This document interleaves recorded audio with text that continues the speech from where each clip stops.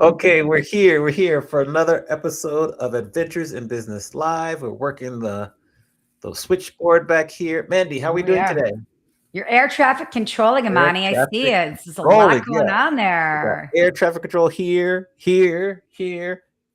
So we're going. What's up? Going. Let's see what's going on.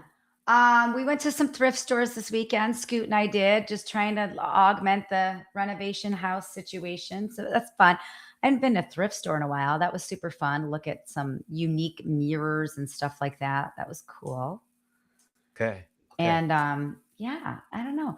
I'm just about to be on the road a lot. And so I've been really, one of the things on my bingo card this year is manage my mornings, manage my nights. So I've been really buckling my seatbelts in the morning before I hit go.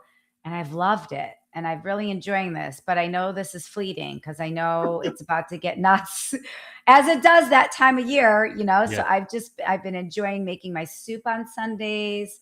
I've been enjoying just the pace, the very stable pace that I've got right now. I know it's about to get nuts, but I've been enjoying it.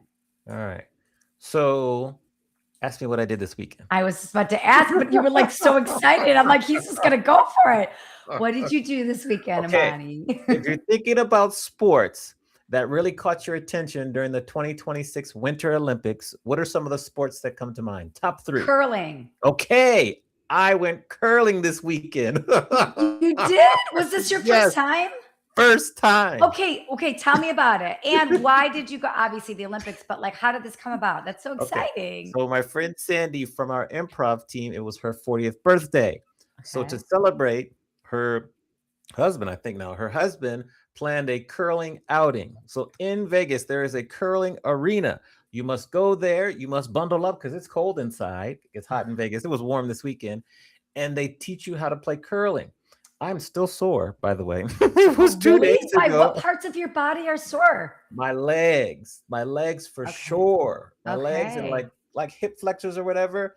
And so they teach you about, spinning the I forget the thing that it's called, the curl, and the strategy. It was fascinating. It was so much fun. It was so much. It was such a good activity.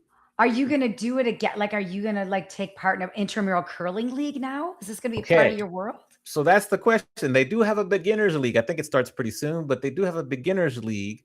I don't know. I'd be probably the only brown person out there, but I don't know. Amani, do it. And what a great way. What a great way to meet some love interests too. You think so? Yes. Why not? It's so much better than meet somebody at a bar at a DJ gig, doing something that you love. You're learning something new together. It's active. It's interesting. You are correct. It's new. There's a beginners league. I'm very intrigued. So that's why I wanted to share it with you because, we've been through this journey for 4 years. And so I just thought it was, first of all, it's very different. Yeah. It's a good team building. Well, I don't know about team building because some people might fall or whatever. Not fall because you're protected. But it's a So cool team and activity fall. because we all fell. But it's a cool activity. What happens, like, how does this I don't remember how the scoring works. Like, how Yeah. long does a game last and how's the scoring we, work? we did abbreviated games, but the goal is to try to first of all you got to get the thingy down there, and there's a circle, and you want to get it as close to the middle as possible, and then you count the scoring that way. So it makes more sense now. And you have different rounds. Like usually you'll have like 8 rounds or 10. So we only did like 2 or 3, and we were competing as people. We did well the last time, the last one out of 3. And so they teach you how to score. They teach you how to like launch yourself from the thing and then you spin it. It's a lot. I have much more respect for the curling athletes than I did before. There's a lot to it. A lot to it. Oh, that's so cool. I love that you did that, Imani. It's Yes, rad. yes, It's yes, very original, which yes, actually segues to yes, our guest yes, who yes. wants us to be original with our brand and encourage people to take risks. I'll let you do the introduction, but like that's an original task, and I've just been thinking about all Yes. the original things our guest has been trying to get us to do. Okay. Okay. So on your screen now, you see Lauren Bayne that's with us.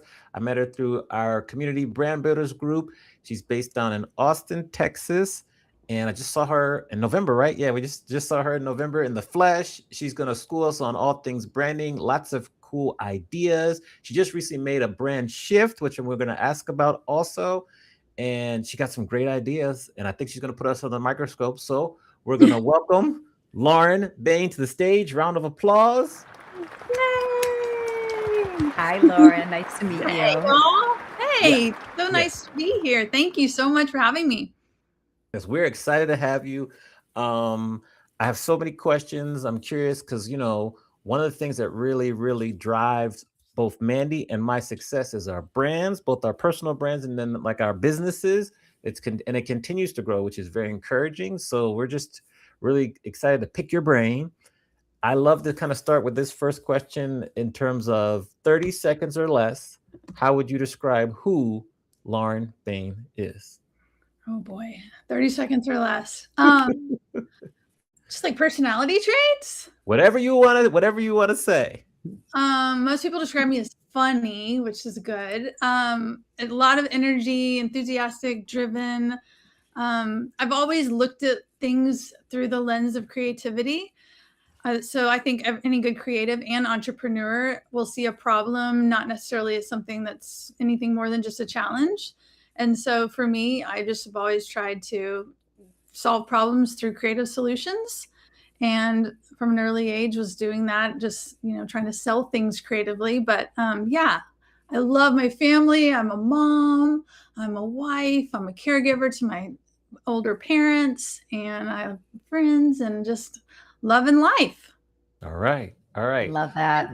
When did it click for you in terms of this is what I need to be doing? This is the message I need to share with the world. And this is my expertise that I want to just make sure everyone can kind of follow along with my thought process.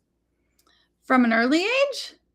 You can go early, you can go recently, whatever, whatever inspires you, whatever kind of comes to mind first. It can go, let's go early age. Yes, early age. I think in reflection, like I think most of us from an early age, if somebody's watching you and can see this or have this gift to be able to see in you what your gifts are and what you've been put here on earth to do, and then figure out how to roll that into a career or roll that into something that either it's a passion that you get a paycheck for, or it's just something you do that fulfills you every day if it's not your paycheck job. But from an early age, I was always very creative, but I didn't know how to harness it. And I don't think there was anyone around me at the time that really even knew what to do with that. And, I was a drama kid and I loved to sing and perform. I would get nervous on stage. So I never really went really far with it. I was an ice skater and played sports. So I was always trying things and getting out there and wasn't scared of taking risks, and loved to approach things creatively. So, but I also, for some reason, loved broadcast journalism. I was like, I'll be a news anchor. So that's when, like in high school, when I went to career day, besides the fact that most of the girls wanted to be marine biologists because we thought that meant we were going to work at SeaWorld. Science was not a gift. I thought broadcast journalism was interesting because I loved stories. I loved like writing stories and reporting them. And my best friend growing up, we'd always do films in our kitchen with like being newscasters and stuff. So when I went to the University of Texas, majoring in journalism, you're at the communication school within the university, and they make you take one class within the communication school outside of your major. And so I was like, intro to advertising. And so I took intro to advertising, not knowing really anything about it. I didn't really understand like who makes commercials and billboards and radio spots. I knew nothing about it. And so in that intro to advertising class, you were tasked with basically selling things creatively. And it came so easily to me. And it was one of those stories you hear where the professor's like, come here a second. And they, bring you out of class and talk to you about what you're doing. And he's like, you really have a knack for this. And I was like, it's really fun. And I didn't know this was a career. And so in that was probably because you would take your core classes your freshman year. I think it was going into my sophomore year that I changed majors. And I started majoring in advertising and started learning everything about the industry, learning about all the different areas of advertising, and just found myself in the Texas portfolio school that they have inside to build out a creative portfolio. And so that's kind of where things shifted, I guess, for me, was right there in college. I love it. Great story. Mandy, over to you. Well, I just think this is a good reminder. I just want to hit pause for a second of this is just yet another time when an adult approached you and said, hey, why don't you give this a try? And look where it took your life. And I think now that we're semi-adults here, right? The three of us, I think this is just a good reminder, the impact you have when you take the time to just say one thing like that to a kid, to a college kid, to a high school, to a 10-year-old, whatever that is, like just take that time. That's so important because your trajectory completely changed because of that person. Are you ever in touch with that professor at all? No, I should have followed up with him more. Absolutely. I should have. I need to. That's a good reminder. I should circle back with him and let him know. I've definitely, my creative portfolio teacher who did something similar with me as well. I always follow up with her and let her know how much that meant to me and like not to give up. So, but yeah, you're right. It is a good reminder. We need to do that more with the next. All of us. Yeah, all of us.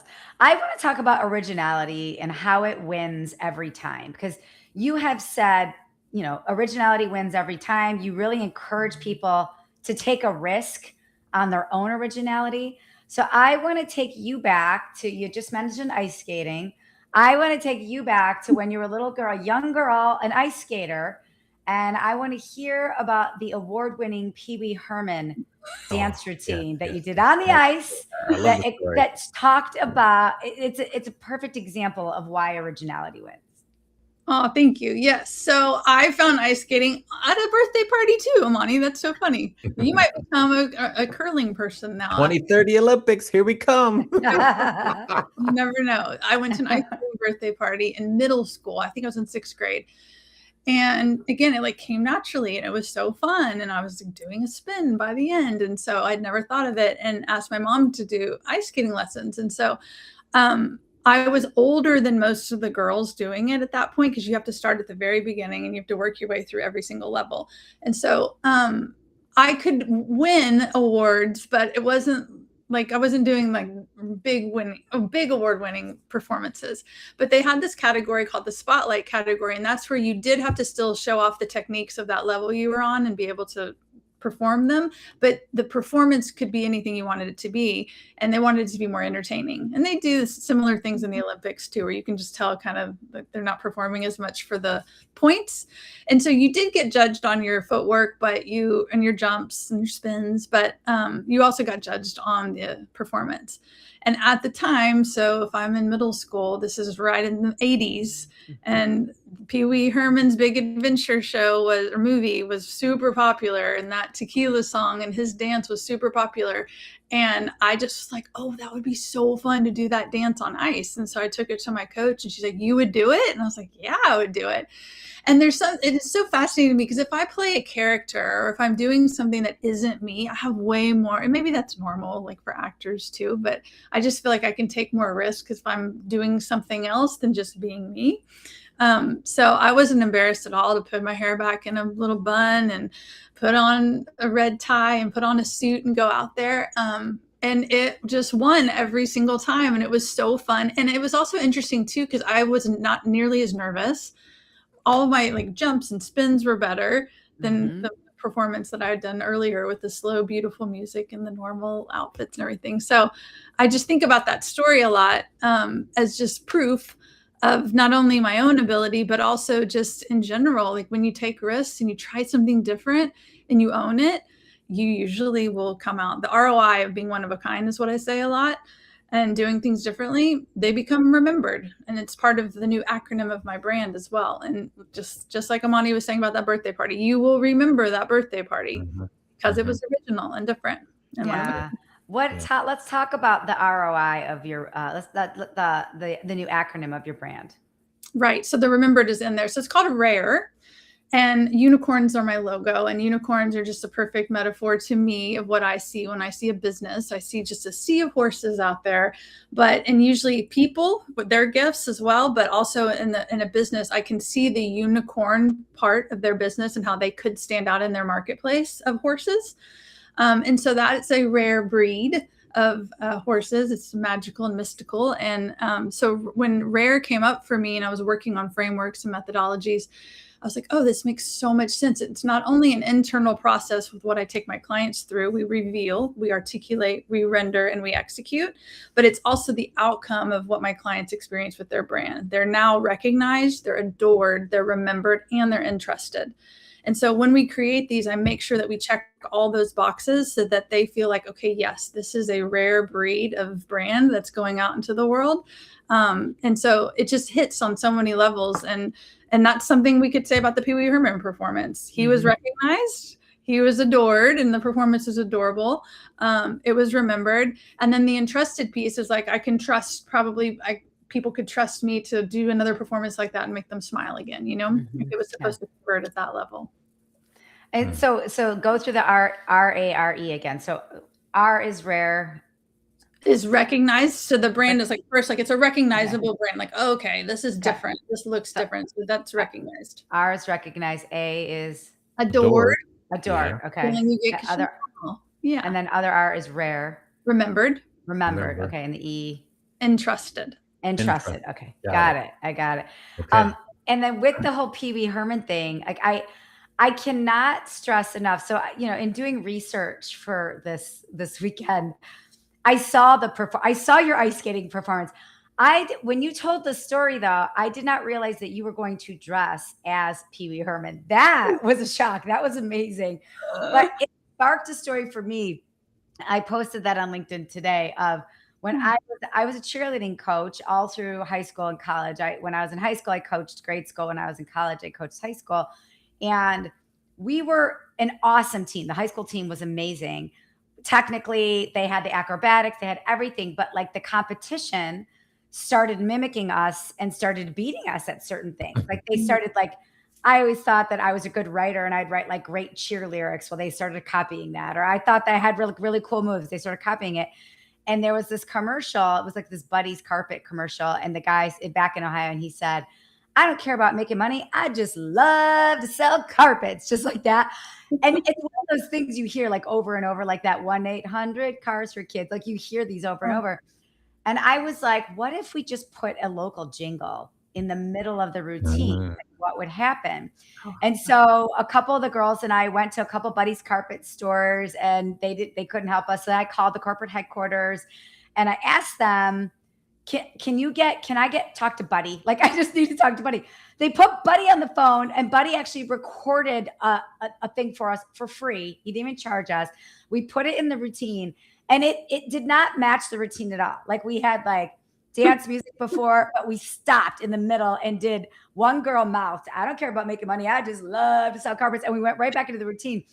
And it was your routine reminded me of that moment. And I remember, I was a college kid coaching high school kids. So the parents were very involved. The parents were so worried if we changed up the routine in the middle of the season, like we would lose and their kids would feel sad. Like there was a lot of concern. And we boldly took this odd risk that had never been done before.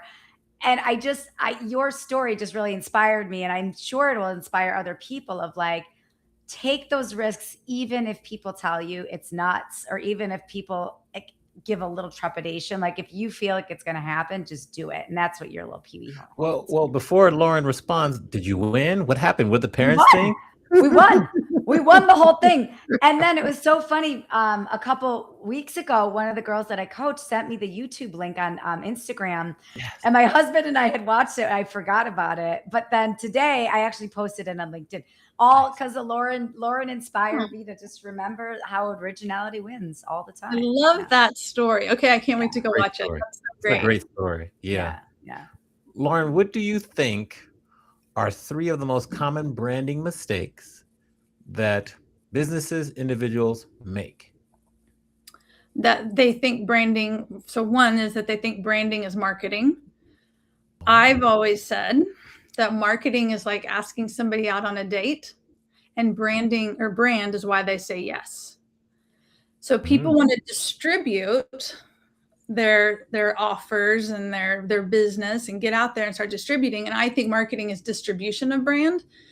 And there's an argument to be made that marketing is the umbrella and underneath it is branding and advertising. But to me, you are marketing something. You're like peddling it, you're pushing it out there. And so what are you pushing out there if you don't have a brand? And again, philosophies, different people will say different things, but some people say the brand can be formed after you're marketing it, but I would never want the marketplace to dictate what my brand is.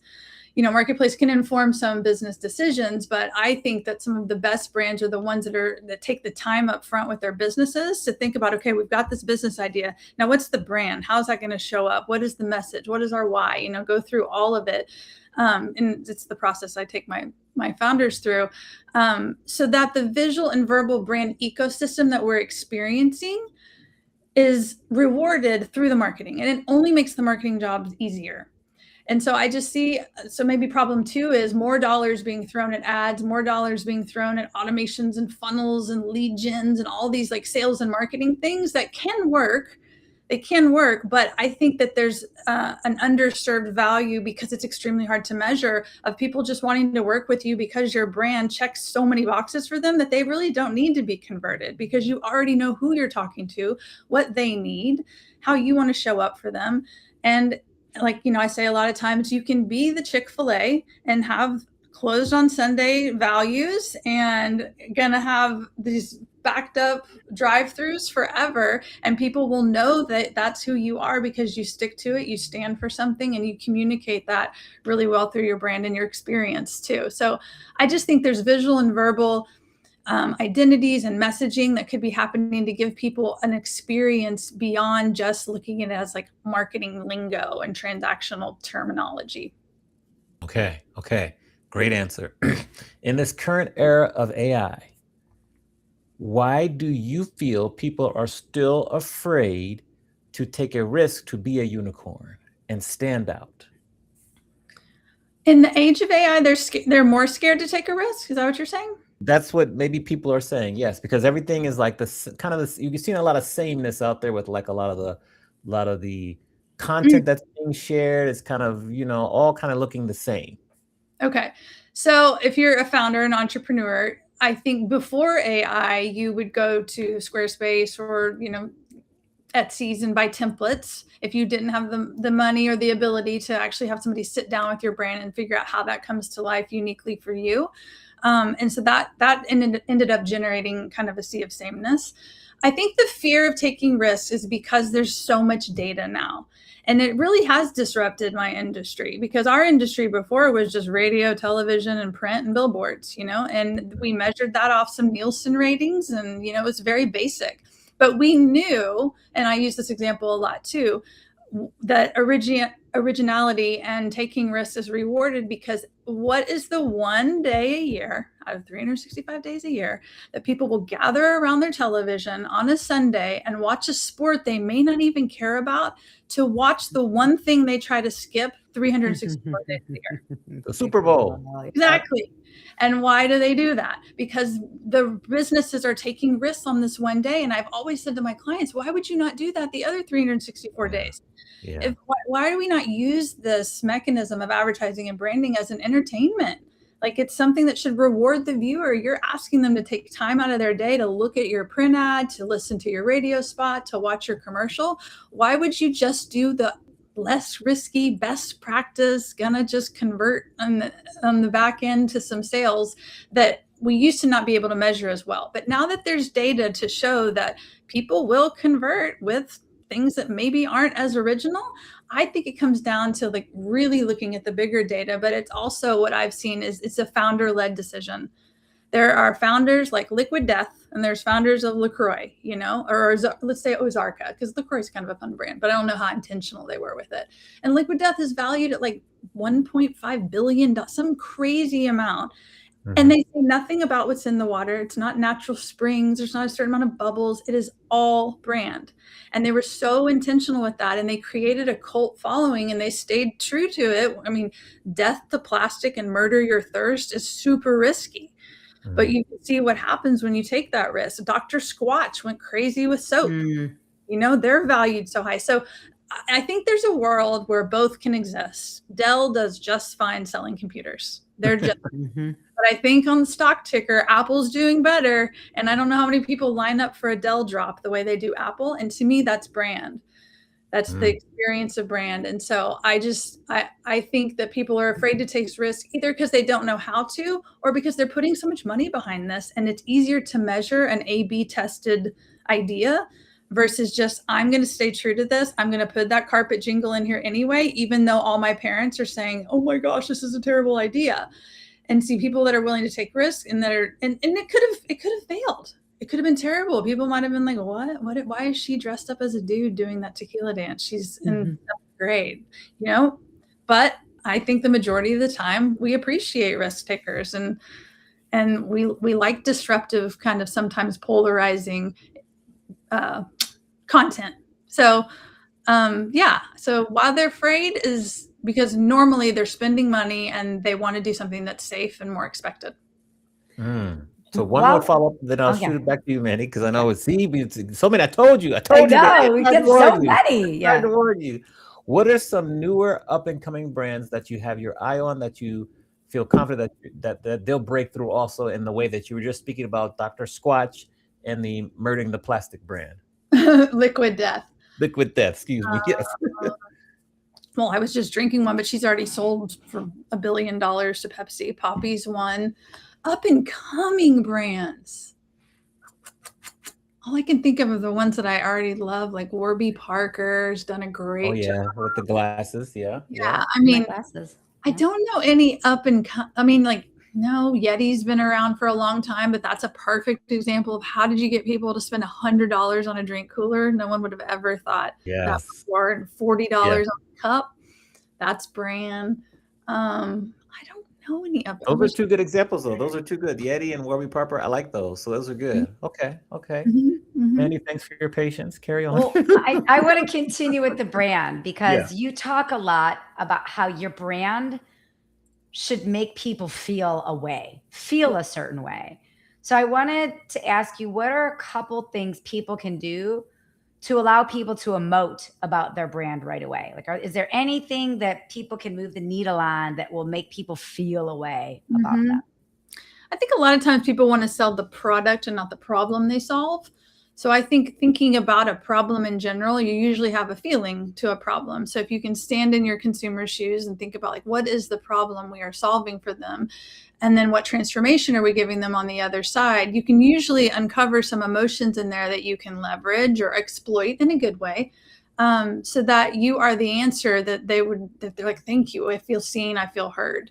I think a lot of times too, if you can think about the psychographic more than sometimes the demographic, like where they are in their life cycle. I did a spot once for a organic children's clothier. They make wool clothes that last a really long time. And so that was kind of it. They're like, we make children's clothes that last a really long time. Go.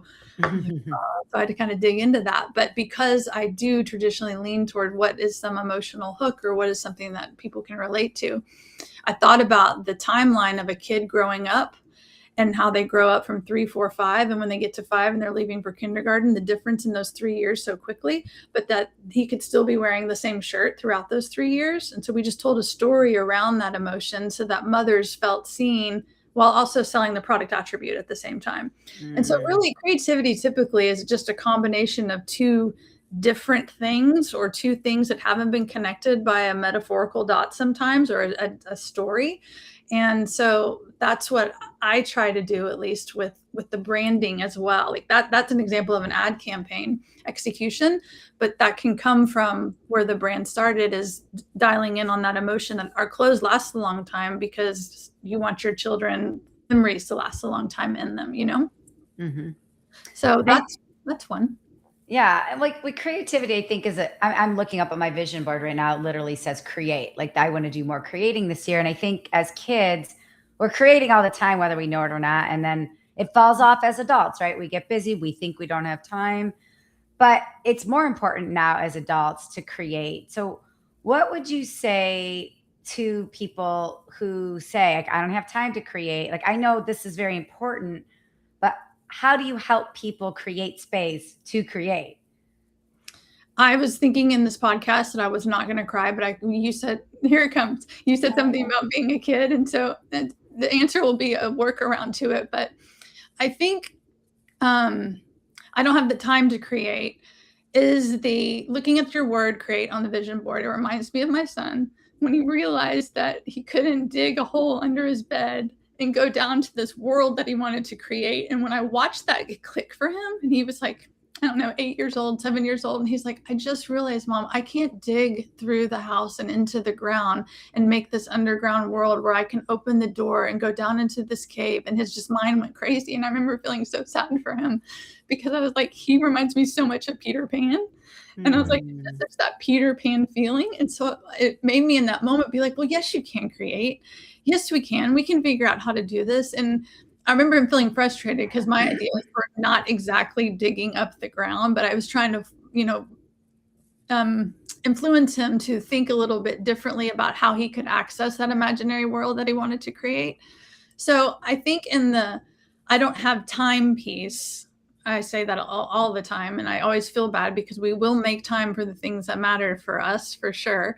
But I think imagination is the ability to let go of any constraint. And so if you feel like time is the thing constraining you, imagination doesn't have that. So there's just so many different ways you can even define what create means for you.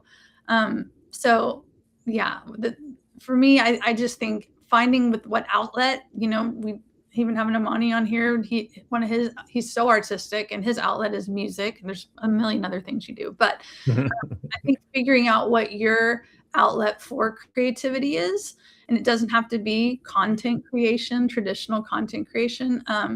I think then we're all doing one of the main reasons we were all here is to just kind of give back. Yeah. I like the visual of your son. I think we all feel like that sometimes. Like, I just wish I could create more, like just that visual of him looking down and being like, I can't dig into the ground. But like you said, he can. Like there's ways to explore that. And I think that's inspirational for all of us. There are ways to explore that. We just have to look around it. So I appreciate you sharing that story. Yeah, sorry. Yeah. I was like, No, I won't cry on adventures in business, but I do. You won't be the first and you won't be the last. You're not the first, you won't be the last. But actually, this is actually a good segue because now will be a good time. We'll flip the switch, right? Yes, we'll flip the script, excuse me. And let you ask both myself and Mandy any question you'd like. Nothing is off limits. So who do you want to ask the question to first? And what is said question? I kind of want to ask you both the same question I ask anyone that works for me. So I'll start with you, Amani. Okay. If money wasn't an object. Yes.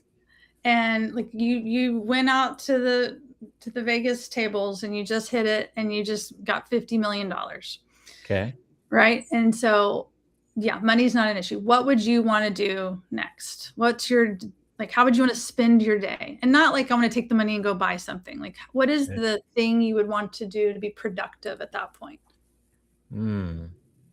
I would want to, I think we're old enough to remember, like back in the day when you listen to the radio at nighttime, it would be a DJ on there that would play the love songs and dedications for you. Call up, you say, I want to make this dedication to Scoot. Tell him I miss him and I can't wait to see him. Play me a song for him and I'd play that song for you. And I'd just do that 5 days a week and I would be content. Oh, I love that. Love songs where you connect A with jam.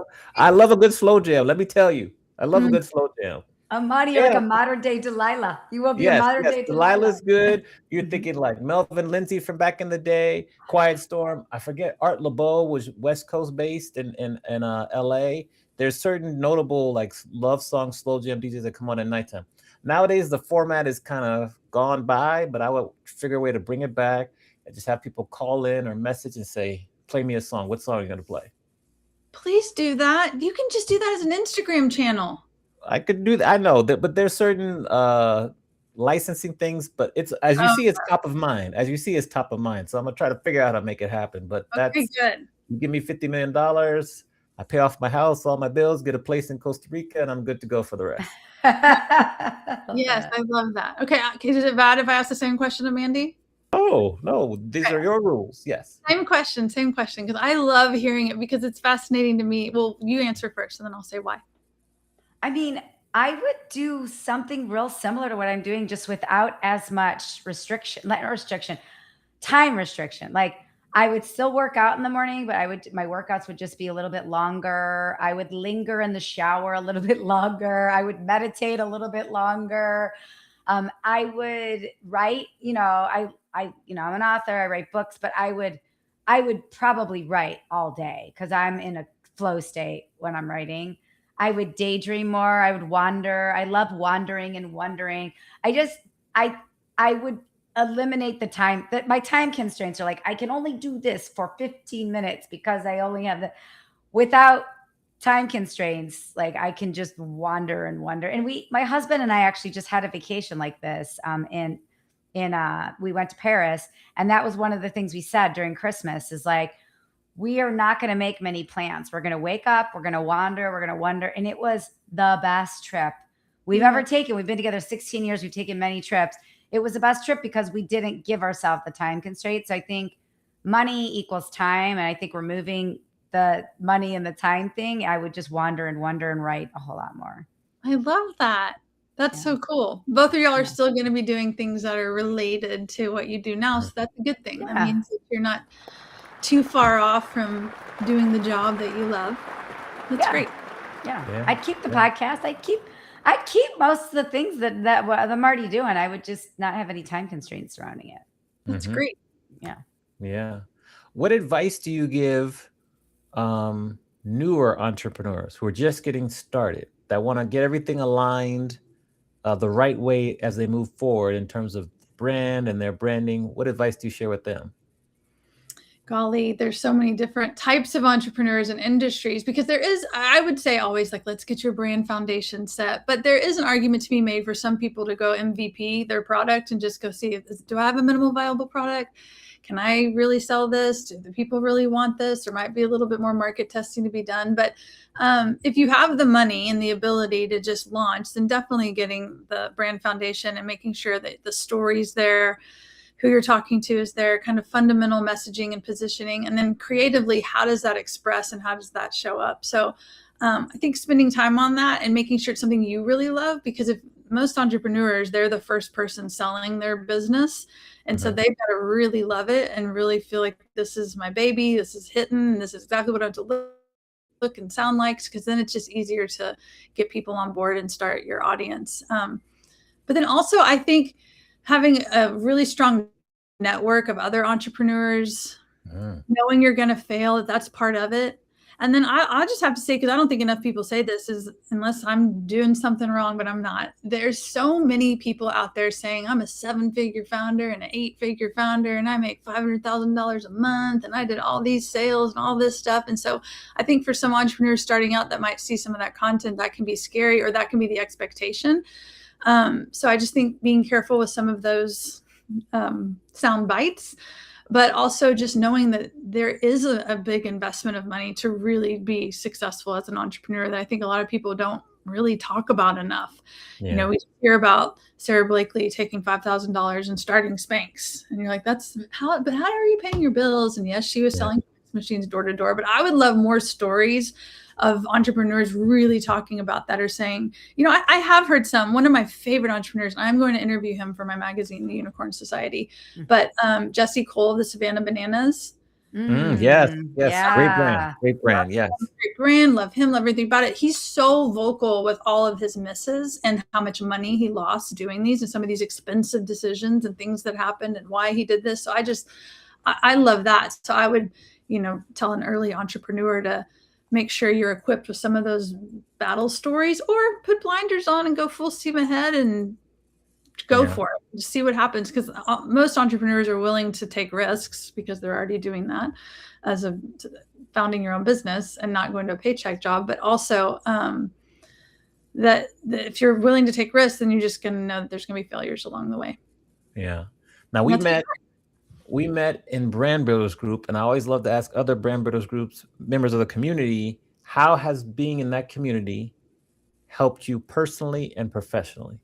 Oh, more than I could imagine. I was doing a lot of intentional paying outgoing payments to different personal development groups and different masterminds and coaching groups like that. But it's the one that just felt like the community for me. And there was just something about there's the people that they attract, just like good-hearted people. And I just really liked very purpose-based people. When my first advertising agency I worked at, one of the founders, Roy Spence, was one of the trailblazers of purpose-based branding. Now we all know that word. Mhm. And he even started a thing called the Purpose Institute. And so he was really, really, again, trailblazing purpose within businesses and then articulating that through their advertising campaigns. And it made so much sense to me. And so that whole idea that we're here for something bigger than just making a sale and going home always resonated with me. And that seems to be the type of people that Brand Builders attracts. I mean, I don't know if every personal brand, there's definitely a lot of people that are in it just for the income. And that's what I ask all my clients in my onboarding questions is, are you doing this more for income or impact? Most people say both, but some people just say impact. And so I'm just always curious what's motivating them, because usually if it's just income, that's not usually a match for me. So I think that's part of who's in that group with us, is people that want to transform other people's lives and yes, make money doing it, but they seem a little bit more motivated by impact. So that's what I like the most. Excellent. Over to you, Mandy. Well, you had just mentioned most entrepreneurs experience misses every now and again, right? And we don't talk about that enough. So what are some of your misses that you've had in your business over the years? Good question, Mandy. Whew. Ooh, well, to go Where are my to finger steps? Well, as you said that, I did like a screen grab of like 7 or 8, and I'm like, oh, I'm sure she's got a couple. yes, not studying math more because I'm a right brainer, and so then I'm like, I'll be an entrepreneur and I'll make this money and it'll all work out. Yeah, so that's definitely a myth. I've always needed like that financial person to be my left brain. But I actually, to go back to that story I was talking about purpose, when 9/11 happened and I was maybe 26 years old, I didn't know anybody involved, but it was so impactful for my generation. There wasn't really anything major like that had happened. And so it made me feel super vulnerable. I was reading a book called Quarter Life Crisis at the time, and I went into work and we didn't have the internet. So it was really hard to know what was going on. So we were just kind of chattering in the hallway about it. And then my creative director came into my cube and we chit-chatted, and he said, yeah, I know it's terrible. So those Chili's baby back rib table tents, we're going to be doing a $2 off value message. So if we could do like not $13.99, $11.99, and like write some headlines for that, I need those by 5. If you could give me a bunch of lines for that. And I was like, okay.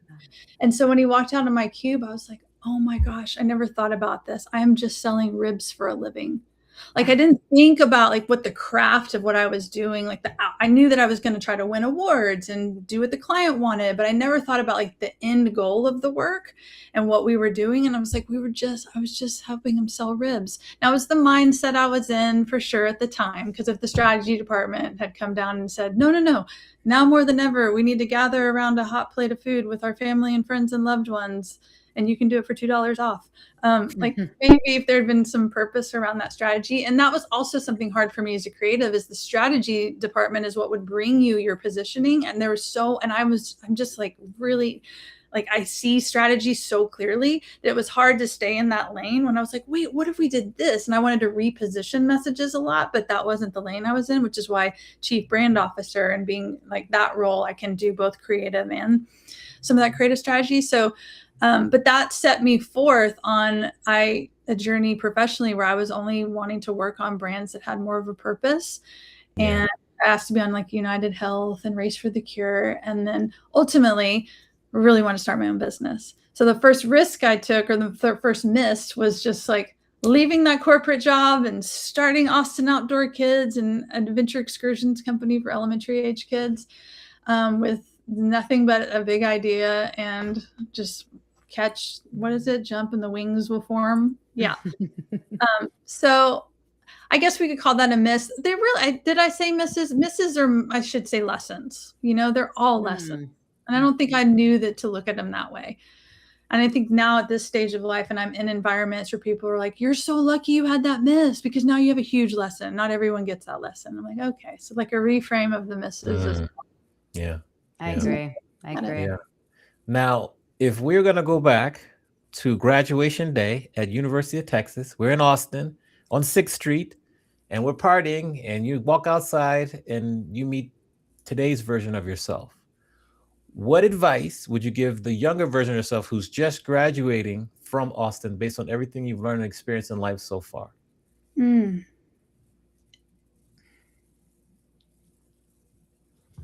Here they come. To not beat up on herself so much. I'm the worst critic. I'm not the type of person that's like, oh, I care what other people think. I mean, we all kind of do probably at some level, but that's never been what's held me back. It's me that's always held me back. It's my criticism of me. It's no one else saying anything. And so, man, it's the weirdest thing. And I think that's why I'm in this role now, because I can cheerlead anybody and I can tell everybody, like, this is what you should do and let's go for it. And I'll be the wind in your sail. Come on, come on, come on. But when it comes to me, I'm just like so mean to myself, and it's weird and I don't like it. So I would tell her that. Great lesson. Mandy, bring us home. It's so true, though. Like, Lauren, I appreciate you feeling the way you feel about it, because we all do that. We are so mean to ourselves. Like, if you could read a letter of the thoughts we have to ourselves and read it out loud, you would be like, that is the meanest. Who is that person? You'd be like, oh, it's me versus me. Like, it's so mean, right? But we do that. We do that. So I'm sad that you had the experience, but I'm glad you brought it up as just a reminder, just to be kinder and gentler to ourselves. We deserve that. Yes. You've been with us for an hour and you've given us so much. So how can we lift you up? How can we support you? Do you have anything out there we can share with the world? How can we just continue to support and cheer you on? No, thank you. Well, yeah, Amani mentioned that we're in our brand builders group together, and that's really a mastermind, I guess, or a community of forming personal brands. And so when I got in there, it was after a 25-year career history trying to figure out who am I as a personal brand? What would I be a thought leader on? What do I really care about? But I was also needing to get another new business offering. I was excited to start something new, and I was just trying to figure out what that would be. And so I've spent the last couple of years iterating on this personal brand offering that's come together, and going back to what I was saying about MVPing for a little while to see what products you could sell. Over the last year, once I really started offering my fractional chief brand officer services, I started being able to create these beautiful brands for product, services, and messengers. And I am like, okay, I've got this down now. And now I can finally have the studio that I've really wanted. So R.A.R.E.brand.co is launching this spring in April, and it will be just, a traditional studio that houses my mission, which is to help entrepreneurs and experts create brands that make their business recognized, adored, remembered, and entrusted. And that truly is my mission and my heart. And so now I have an agency there, and I have a great team. I have the Unicorn Society, which is a magazine and it's a community. And then my personal brand, Lauren Bayne, will be the person, out there talking to people to help them dare to be rare. That's what I'm trying to do. Yeah. So I love a rhyme. Oh, Lauren, I love a rhyme. Dare to be rare. It's so good. How do we find the Unicorn Society? How do we find all these things? So laurenbayne.com is the more fleshed out website. My archive work, like my advertising work, is on there. I don't know if I even have a menu bar to it anymore, but that's where you'll see most things. And there's a society button up there, which will push you down to the magazine. And I had just launched my first issue last fall on my birthday. So I had my 50th birthday last fall, and I was like, I've always wanted to do this.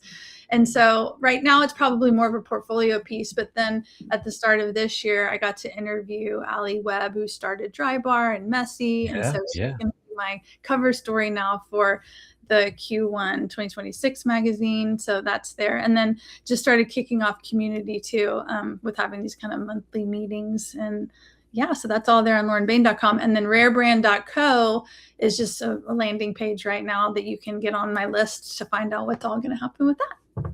Awesome. That's so great. Love it. So Lauren, we love you. We are so happy that you joined us and shared your wisdom, expertise. You're able to get vulnerable. And it's just exciting to introduce you to Mandy, because I know you two will get along great, and share you with the rest of our community, because I know that many people can use your service offerings. So just thank you for being here with us.